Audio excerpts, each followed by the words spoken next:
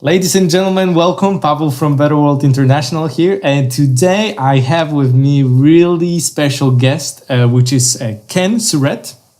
Ken is the founder and CEO of the WATERisLife, a non-profit organization providing the clean water solutions to millions of people around the world. Having worked of orphanages, Africa, South America, and Asia, Ken has spent his life helping at-risk children and third world communities.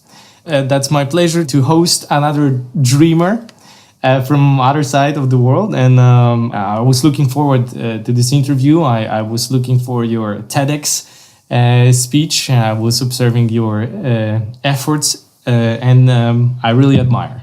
Thank you, Paul. It's a great honor and privilege to be here with you and to partner with you guys. It's going to be a great experience for everybody. I think so. Ken, so as I told you on this little, our small talk, that I prepared some different questions than usually. And basically, the first, this is a little structure, and I can show you this structure. Basically, I want to ask you a few questions. First one, what is the problem that we're facing? Second question, I want to ask you, why we have this problem or why people have this problem. Mm-hmm. Third one question is, I want to ask you, what will happen if we'll do not anything about this? My fourth question is, what is the solution? Mm-hmm. And the fifth question is, how is that working already? What you were able to accomplish? And perfect. Cool. So that's great. This little structure. Okay, so let's begin. Ken, what is the problem we're facing and that you are solving? Paul, the problem that we're facing is, to put it bluntly, today 6,000 people will die because they don't have clean water. 5,000 of them are children, and so the problem that we're facing is a twofold problem. One is water scarcity. In other words, there's just not enough water in certain areas of the world, and the other is water purity. There's not enough, there may be water, but there's not enough potable water, or the water's not clean enough. 80% of the people that are in hospitals in developing countries are there because of waterborne disease. And so the problem is a huge problem. It's a global problem that all of us share together. So you want to tell me that 6,000 people every day dying? Every day dying. 5,000 of those are children.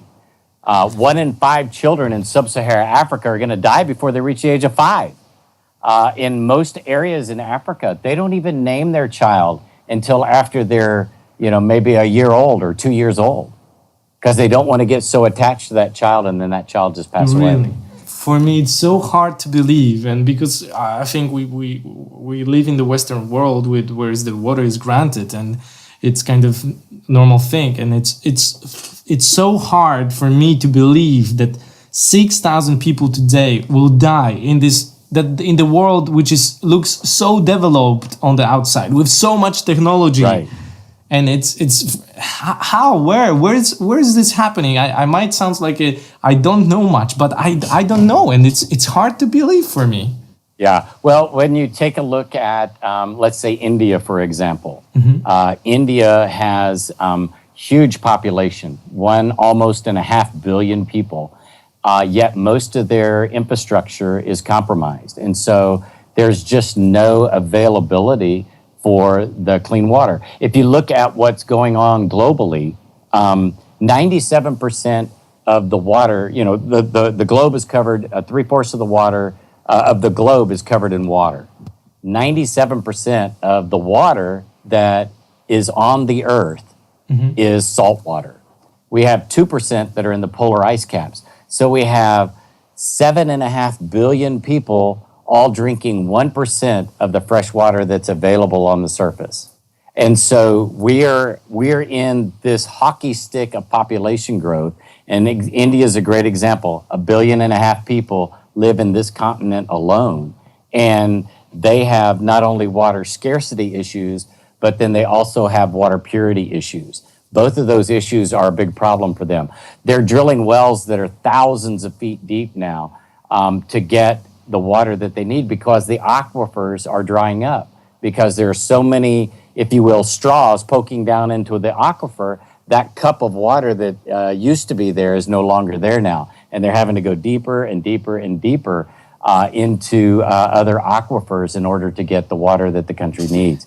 Sub-Saharan Africa, same situation there. Aquifers from wells that are being drilled are drying up. The climate change and all the things that are going on in our climate is also having an impact on the surface water that's available as well. So all of these things are playing into that figure of the thousands and thousands of people that are dying each day. Do we not, as a human, have technology to make the salty water as a sweet water to drink? We do. The problem with a lot of the desalination technology today is the amount of energy that it costs to run it is very, very expensive. And then the upkeep and the maintenance on the RO filters, reverse osmosis filters, is very, very expensive. And it also produces a lot of waste. A typical RO system, reverse osmosis system, will produce 1 gallon of water but create 3 gallons of toxic waste. Oh, wow. And then that waste has to be disposed of. California just brought some huge desalination plants online. They're mixing 1 part of the brine, the toxic waste that's created, they're mixing 1 part to 5 parts seawater. They're going to reintroduce that back into the ecosystem offshore. And so their white paper that says the impact of this, it's only going to kill the fish eggs and the plants. Okay. Only going to kill the fish. Let that sink in for just a second. Exactly. It's going to destroy the ecosystem. Yes. They're going to be no fish available now for generations to come because we're creating water. It also costs millions of dollars each month of electricity to operate it. There are some cool creative solutions that are coming into the market. We're partnered with a group out of the UK right now that has created a solar-powered distillation system that is available for home use. It's a pretty incredible little system. It'll create 5 to 7 gallons of water for a family every day. And they can take salt water, they can pee in it, they can pour water that is dirty and mucky and icky, and it will distill the water and create clean water for them, all using solar power. Pretty cool stuff that's coming available in the very near future. Exactly. So how do you think, I'm a big fan of this kind of new inventions. How do you think how fast we will have to wait for those kind of things be available for people? Right now, the group that is doing this project is in the development phase. We're their non-governmental organization partner, and we're going to be implementing, we hope, in this first half of the year. They're in production now of their test units. We're going to do field testing to eliminate contaminants, and specifically we're targeting fluoride in a orphanage that provides water for 600 children a day and food for those kids. And they will test the fluoride as it goes into the machine. We'll test, of course, there won't be any after it comes out, but then we'll see, we'll take this test to its fruition in a 3-month, 6-month evaluation on the bone density and the impact on the teeth enamel of the children that are taking part in the program. So do you think it will take a year or more, 2 years, to actually make this available for people? I hope that by the end of the year they'll be commercially available, that people will be able to get these and implement them in areas that are in desperate need. I like this conversation. Ken, what cause actually? Are we overpopulation, or what's going on that we actually facing this? Well, I think there's several factors that are involved. And you go back to those 2 problems: is water availability, the access to water. Again, we only have access to 1% of the surface water that's available, that's potable, and so we have a growing population that's part of the problem. We have not only water availability and access, but also water purity that creates the problems. And so you have all of these factors that are coming together, and then you have companies and governments that are selling their water rights to monetize. And so you'll have, in fact, in some of the biggest oil and gas producers, companies are now buying water rights instead of oil and gas rights. So that tells you where the next real battle is going to be waged, and it's going to be with water, because the water scarcity issue is becoming more and more on people's radar, and so they're finding out that, hey, we need to be buying up these water rights so that we can monetize water and sell it to people. Right now, here where I live, I pay more for a gallon of water at the gas station than I do for a gallon of gas. Wow. And it's all about convenience. The average person in the developing country, they don't, a child will get 8 ounces of water, most of it polluted, which is not enough water to keep your brain hydrated. You need more. You need about a liter of water to be able to keep your brain hydrated in a day, and that's not even what the average child is getting is not even a liter's worth of water. So why are we facing the water purity? It's because of the natural things, or we destroy the sources? You know what? I hate to say this, but I think you already know the answer to that question. We have created our own dilemma. Back even as far back as time, caveman would set up by the stream, and he would get rid of his waste, and the next person downstream would have to deal with it. We've been doing it since the dawn of mankind. We have natural occurring pollution, yes. But we're the biggest culprits in this. We've created our own problems. Here in the United States, we are seeing crumbling infrastructure. We're seeing the impact that not building new dam structures to capture more water. We're living on the structure that was created by our parents and our grandparents. 70, 80, 100 years ago, the infrastructure was made, and we've done nothing to improve it since then.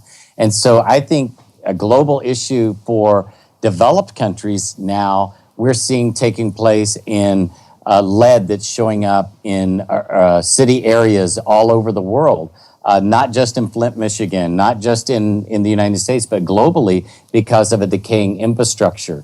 As people are testing the water that's coming out of their tap, they're finding, oh my gosh, there's not only heavy metals like lead in the water, but there's also pharmaceuticals. Where is that coming from?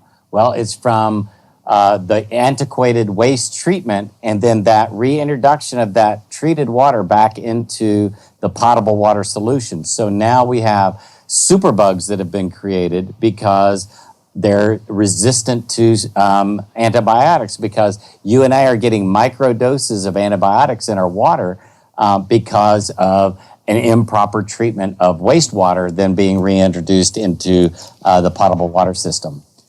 As you unpack this thing, it gets bigger and bigger and bigger. And so that was a long answer to a short question. Yes, we're the major culprit.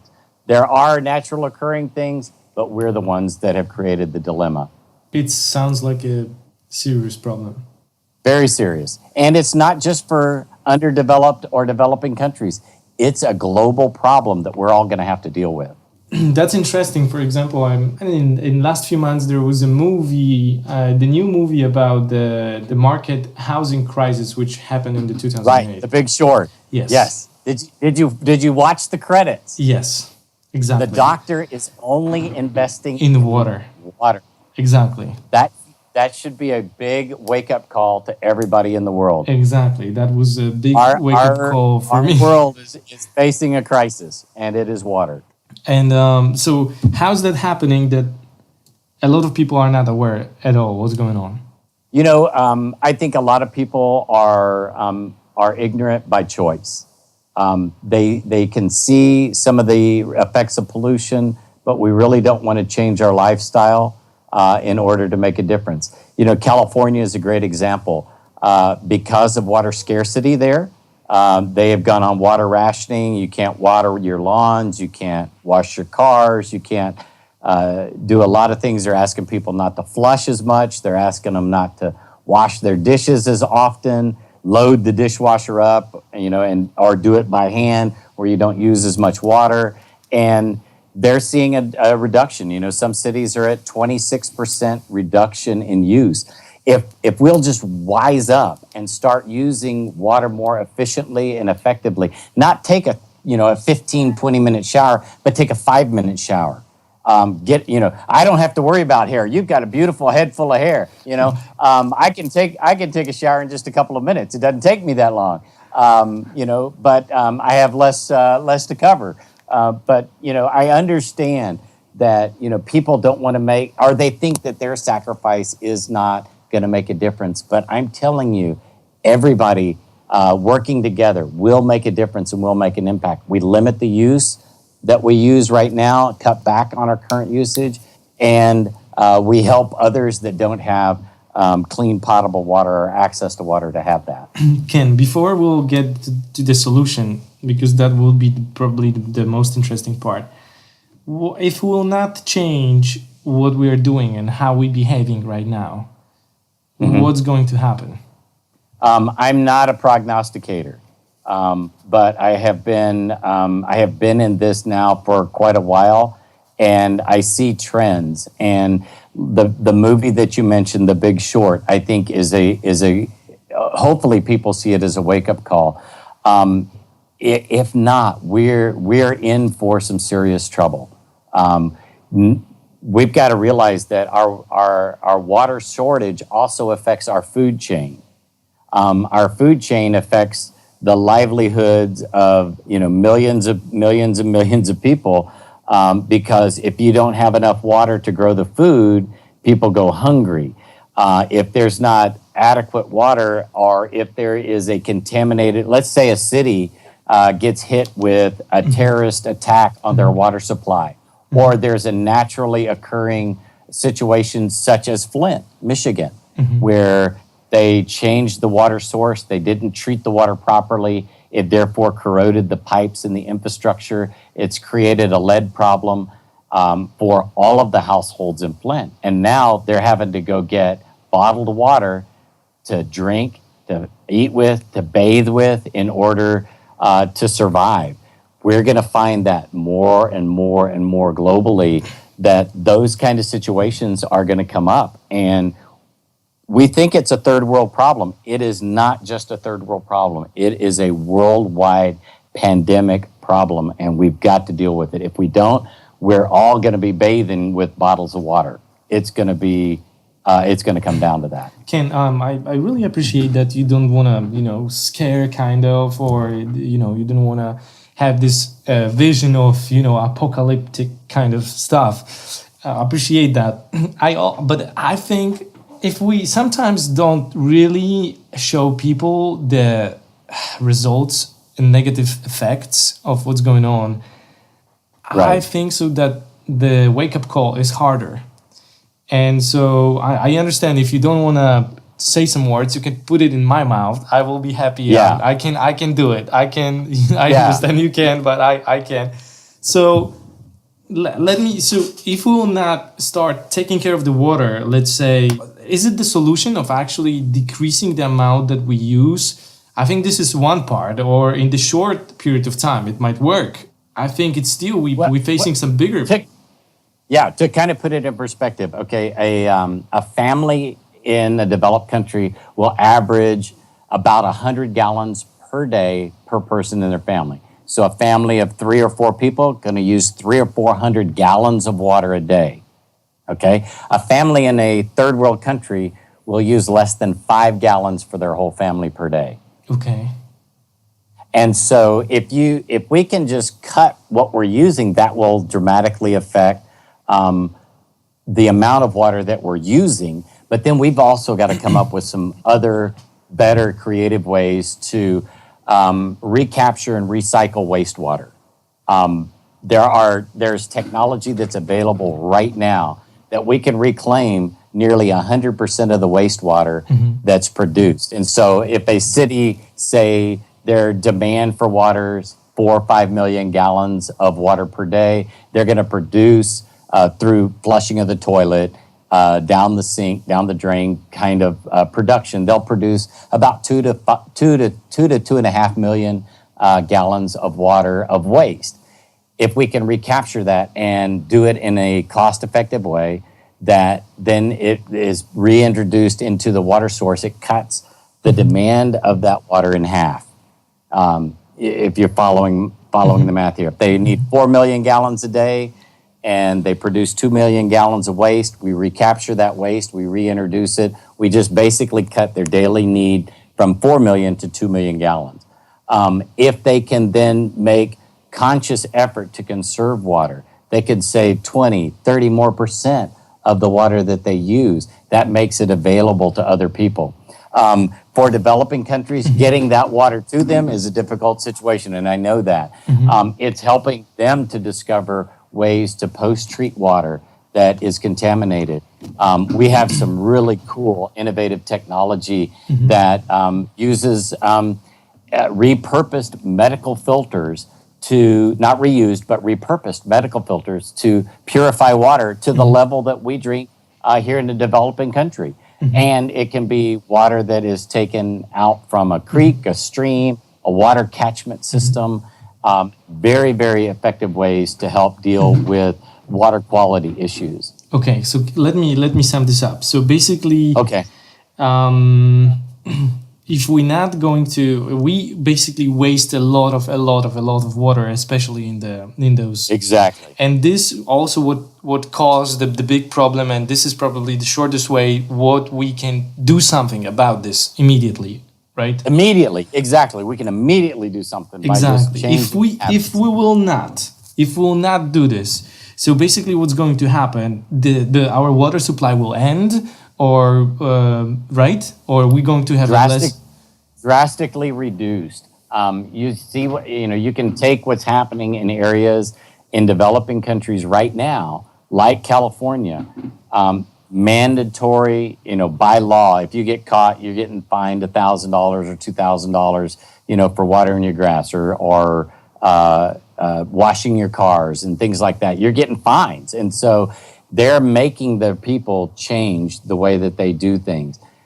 They're adding taxes if you have swimming pool, or if you use X number of gallons of water, then you automatically get a fine that's added into your water bill that you have to pay, or they're going to cut your water off. We're at that tipping point now in developing countries where we have to make the decisions to change our lifestyle to reduce our use of water, in order to be able to have enough water to sustain the population that we have now. Okay. So one more time, before I will start asking about all the solutions.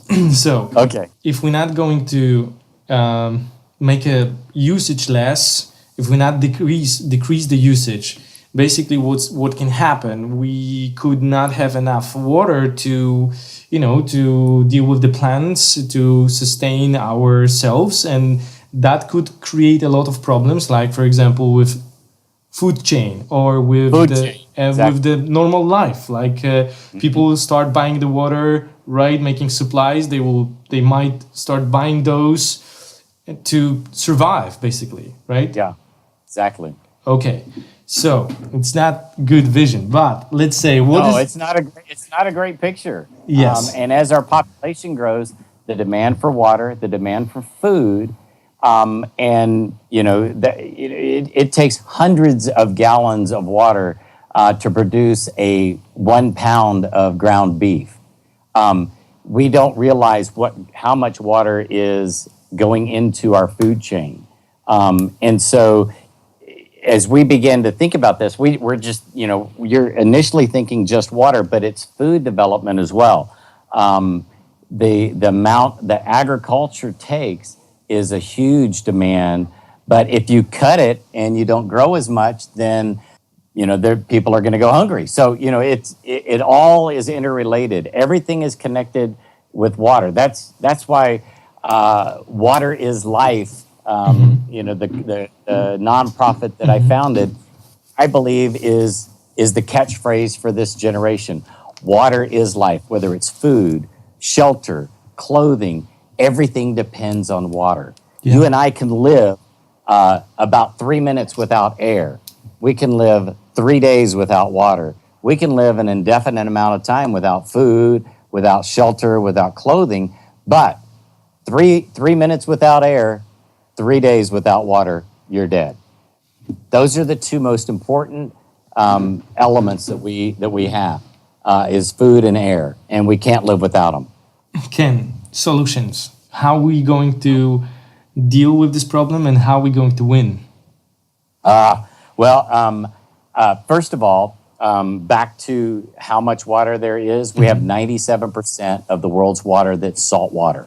Mm-hmm. We have to develop ecologically sound, not only impacting the environment, but also a less on use of electricity, which it has Solar. Its own set of issues. Yeah, Solar, wind, other ways to capture water.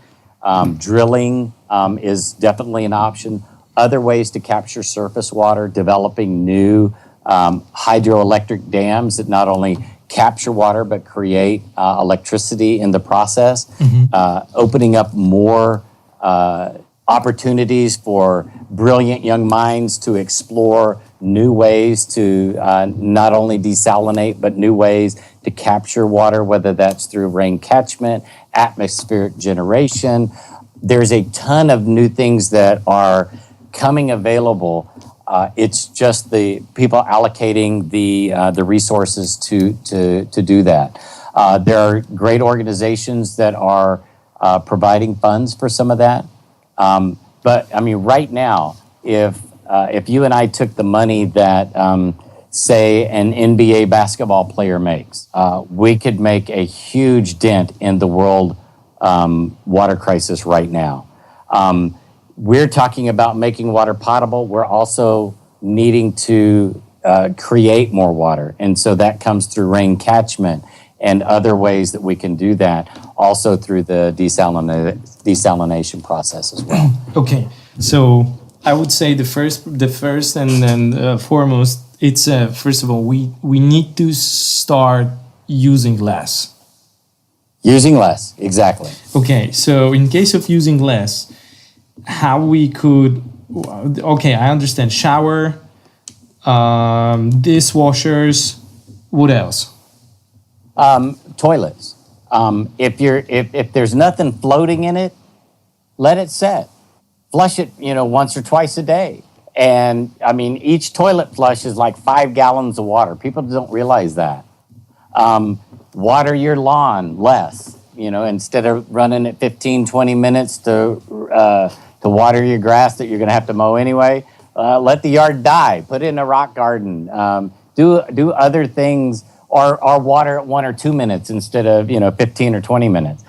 Cut back just every little thing counts and adds up. And so I don't think people realize how much water we waste, or how many times have you gone by and you've seen it's pouring rain and you've seen the sprinklers left on somebody's house or a business, and the sprinklers are just going crazy, but they still have the sprinklers on, even though it's raining and there's natural occurrence for the grass to be watered.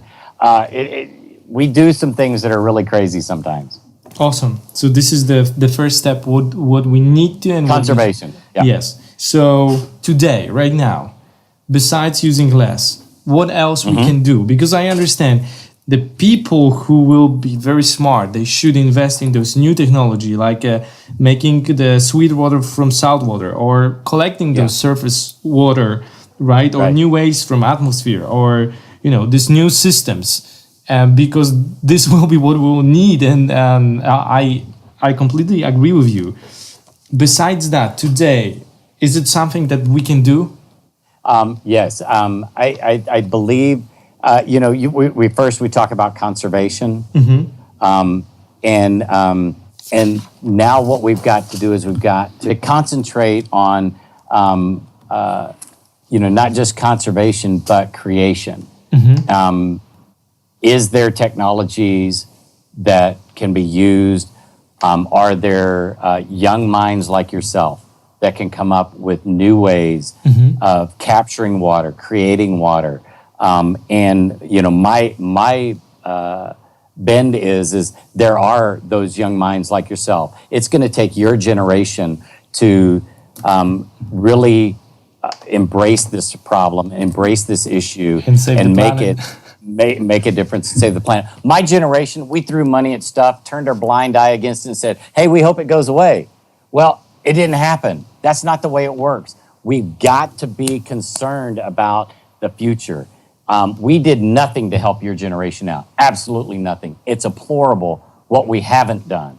It's time to change that. It's time for us to get passionate about what's important for our world, for the future generations, and we've got to start working now. We've got to conserve, we've got to create new sources, and we've got to be concerned about the future, about the people who don't have access to clean water, but also who don't have access to water at all. The people in sub-Saharan Africa that need wells built, water containment, rain catchment systems built and developed for themselves.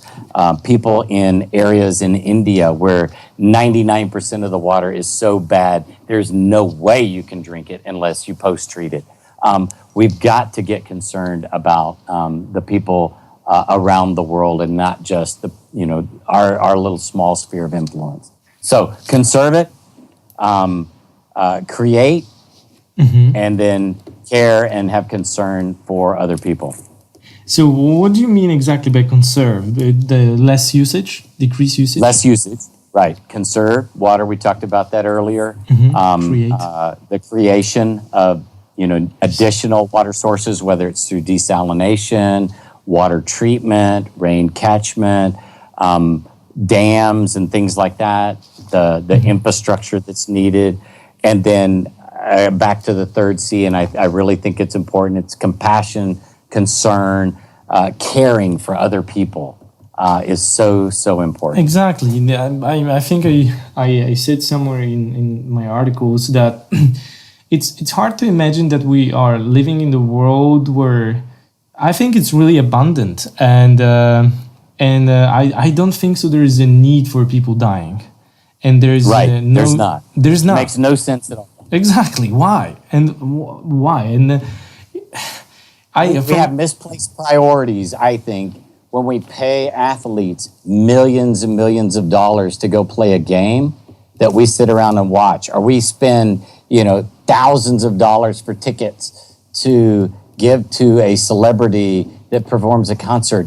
Why not take those same resources and put it toward doing something that matters, saving a life? For us, we've got a simple straw filter that for $10 you can provide water for a child for a year. It's that easy.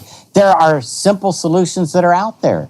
To put things in perspective, you go to Starbucks once, every day, and you get a venti coffee and a scone. Costs you $10. Give that up once a week. At the end of a year, you donate that money every week to buy a straw filter or to help some child out. 52 people are alive because I gave up something that was a luxury in my life. It's that easy. We start making those little sacrifices, all of us working together, boom, it can make a difference. But we've got to change our priorities, for sure. I agree. And honestly, I maybe it's not happening right now on the global scale, but step by step, I already see this happening, and the people want, and the people... Yes. And the more and more people are aware, and they have the same conclusions. Like, this is no need for people, for other people, for suffering. If we have more than enough. That's what I'm saying. Your generation gets it. You can raise money, you can do that, but you want to roll up your sleeves and go make it happen. That is exciting to me. That is what gets me up out of bed every day, is to see this next generation being able to take the mantle of world change and making it a reality. You guys can do it. You have not only the resources, but you have passion to do it, and that's what it's going to take. Anything that I can do to help you, I want to be a resource. I want to be a tool. My email address is easy, just ken@waterslife.com. I want to help people to tap into that passion to change the world. That's what's important. I'm passionate about water. Your passion may be food, or it may be homeless, or it may be, providing, electricity to those people. I don't know what areas that the people that are listening to us are passionate about, but do something. Do something. It takes all of us working together to make a difference. Do whatever you're passionate about, and do it with gusto. Do it with everything that you've got. Throw your whole heart into it, and I guarantee you, one person can make a difference. One person can change the world, but it starts with you. I agree. Ken, so while we're going to win, there's a lot of work. Let's explore the possibility we won that. It means that we build the better world. Our generation, let's imagine there is 100 years from now. We made it. And the world is structured differently. We implement those changes, and there is more compassion and more love and all these kind of things. How do you think, in case of the water, when we apply those new technologies, how is that going to be functioning? Like the vision of the better world, that we faced that and we made it and we won, and there's new world, the better world. I don't know exactly what it looks like. I'm counting on your generation to make it a reality. I believe that there can be water equality, that people have access and people have clean water that won't make them sick. If we just provide clean water, we empty 80% of the hospital beds where they can deal with real 80%. Or other life. 80%. 80%. 80% are there because of waterborne disease. Wow. It's tragic. So do you think that it's the vision when we actually will clean the rivers and the rivers, the humans will have the clean water? And there's technology that can do that. That's what's amazing. And there's going to be new technology that comes out that will make cleaning rivers and water sources at the source better, maintaining tighter control of what industries and what cities can dump into the existing infrastructure. I'm amazed. I talk to different governments and government officials from all over the world. We're in 40 different countries around the world. And so I get a lot of them come to me and consult. And like I had a hospital the other day. Well, we need to clean up what we're putting into the river right now because the government's going to shut us down. And so they asked me to come and consult with them. Well, guess what? You know what they're doing right now? Everything is raw, sent right into the river. Wow. And so the people downstream are getting sick, whether it's with the toilet water that's coming out of the hospital, the pharmaceuticals that are being used of, the toxic chemicals and the biohazard that's being dumped into the river right now. And this is happening not just in one location, but in millions of locations around the world. You have factories that are dumping raw sewage from what they manufacture straight into the river, hoping somebody else downstream will clean it up and deal with it. We've got to change, and it's going to take everybody working together, from the government to the individual person, down to the individual level, making a difference, making an impact. Do you think it will be the time when every human being will be able to go to the river and take the water and drink from the river directly in this? I see a day like that. I see a day when we can go back to drinking out of the rivers and the streams because they are clean again. I can envision that. But again, it's not going to happen in my lifetime. That's the sad thing. It's going to happen in your. Honestly, I'm not sure it's going to happen in my lifetime. Honestly, like when I see, I really think that we, for example, one of our mission of organization, one of our goal is to create a 100 years plan. So I think so. Some of those changes that my generation starts will not be able to see, but we need to prepare the generation which comes after us to continue the changes that we start. Exactly. And that's where my generation failed. We didn't do that. We really didn't. We left you guys with a bad situation, only getting worse.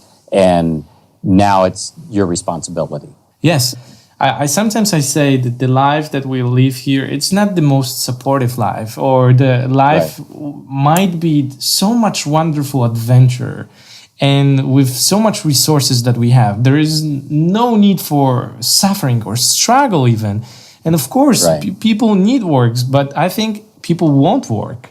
Like they want to make those things happen. So I think, that's my life mission, to actually bring those big, bold changes to the world, and then start and, of course, leave the plan for those people behind me to continue. And from 100 years from now, maybe from 200 years from now, having different world, the better world. Absolutely. Absolutely. Well, with what you're doing and the way that you're educating the world about how to make a better world. I mean, Better World International is helping to educate people to bring about the change. It takes all of us working together. Education is a key. It starts with education. And so what you guys are doing to help bring awareness and to help people to understand what's going on, that's the starting point. And it will only grow from there. So I want to say a special word of thank you to you and your organization for making this world a better place. I know you guys have come up with some cool, creative things. I'm excited to be able to share those with our network of people of how they can do good. And whether it's through a simple game or whether it's making a donation to a cause that they're passionate about, it takes all of us working together to make that happen. Ken, I absolutely love that conversation, and I would like to ask you how we and our dreamers who listen to this, how we can support you and how we can support your mission right now. Right now, get involved, whether it's with us or with another organization, to provide clean water to those people that need it. Sure, I know that you have this really cool straw, right? So what we can do right now, we can go and donate and buy those straws, right? And they can sponsor a straw or a home system, or if somebody has the resources and they want to drill a well. We just finished a well in southern Kenya. Tell me more. So there's a draw and there's a home system, and how much this home system is? Yeah, straw system. A straw is $10. It'll provide a year's worth of water for a child in a developed country. Our goal is to get those straws in the hands of as many kids as we possibly can. A home system is about $40 or $50, and that will provide years of ultra purified water for a family. A well $40 or $50. Paid, only $50. $50 for years of clean water. Yeah, maybe I don't hear. I was thinking maybe 400, 500. No. $40 to $50, depending on how much it costs for us to purchase buckets in the country. We use a filter kit that's a nano filter that is amazing. It's very simple. Uses gravity to push through the filter. The people are taught how to backflush the filter with clean water, and it lasts for years. We have a centralized water treatment plant that will provide ultra purified water for thousands of families every day from any kind of water source, except for salt water, any kind of non-salt water solution. So if it's rainwater catchment or a pond or a creek or stream, we capture that water, we treat it with this water treatment system, and it runs all on solar and wind power. We have some new things that are coming out. So this last thing that you said, this entire system, how much is to sponsor this entire system? To sponsor one of those is about $20,000.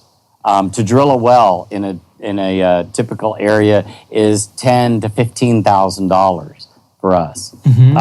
Some of them we can get in at less if we could do hand dug wells with a hand drilling system that we use from a partner organization. They're able to do it for a couple of $1,000s. So it just depends on the area and where we're at and what the type of soil and things that we're drilling in. Can people, for example, make a donation for this particular system? Let's say a few people just want to contribute to this bigger system, and they want to know, because I understand this system for $20,000, it will help for entire families, right? It's It'll thousands of families. We have thousands of families. 300 of these all around the world right now,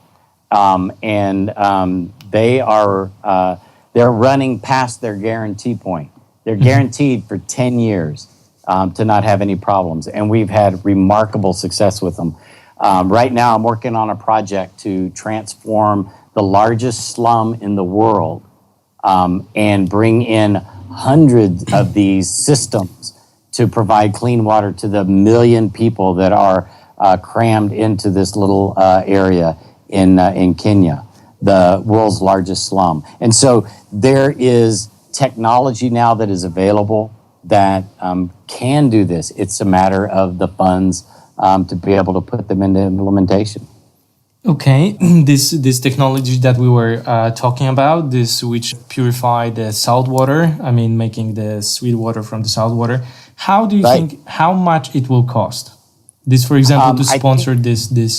The sponsor one, I think that what they're going to do is they're going to offer the NGOs at a discounted rate. I'm going to say around $500 per, to sponsor one of these. They're going to also make it available if somebody wants to purchase this for $1,000 retail. So basically, they're going to give the non-governmental organizations, the nonprofits, the different mission groups that go out. They're going to give it to them at the wholesale cost. That they'll also make it available to people to buy them directly from stores and online. Okay, Ken. So, for example, if some of our listeners would like to support you, so they going to WATERisLife.com. And click on donate now at the very top right hand corner. Okay. And they can donate a straw filter, a home system for $50. They can donate a well if they want to for $10. They can donate a SunSpring system. Just let me know. My email is ken@waterislife.com. Be glad to work with them in any way that we can. Ken, that was a wonderful conversation. I love the mission that you have, and that was my pleasure to hosting you here in this little podcast. And thank you so much. Well, thank you for Better World International, what you guys are doing.